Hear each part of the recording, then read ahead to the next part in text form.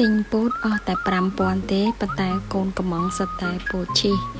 ចាអញ្ចឹងគ្រឿងផ្សំតិចទេប៉ុន្តែថ្លៃជាងគេគឺឈីសនឹងឯងអញ្ចឹងខ្ញុំមានទឹកដោះគោស្រស់ហើយបន្ថែមជាមួយនឹងទឹកដោះគោខាប់ចំនួន2ស្លាបព្រាធំកូររហូតទាល់តែទឹកដោះគោហ្នឹងវាឡើងខាប់ទឹកបន្តិចខ្ញុំដាក់អំបិលចូលចាអញ្ចឹងយើងកូររហូតទាល់តែទឹកដោះគោហ្នឹងវារៀងខាប់បងប្អូនចាំដាក់ពោតហើយពោតហ្នឹងក៏ខ្ញុំបានស្រុះវាទុកមួយផ្លែតដែរពីព្រោះខ្ញុំអត់ដាក់ទាំងឆៅទេខ្ញុំស្រុះរួចហើយ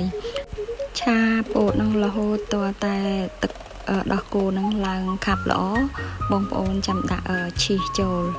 ហើយឈីសនេះគឺខ្ញុំប្រើម៉ាក Mozzarella cheese គឺជាប្រភេទឈីសដែលយើងយកមកធ្វើភីហ្សាហើយឈីសនេះវាឆ្ងាញ់ឈីសនេះ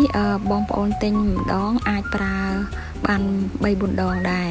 អញ្ចឹងធ្វើពោតឈីសបាន 3-4 សាទៀតបានអស់ពេលដែលបងប្អូនដាក់ឈីសចូលកុំទុកយូរពេកក៏ឲ្យវានៅតាយប៉ុណ្ណឹងបានហើយយើងដួសចេញទៅមីនុយនេះគឺល្អសម្រាប់ក្មេងៗមែនតើបើមានពេលបងប្អូនអាចធ្វើសម្រាប់ឲ្យកូនយកទៅសាលាញ៉ាំជាអាហារសម្រន់បានអរគុណ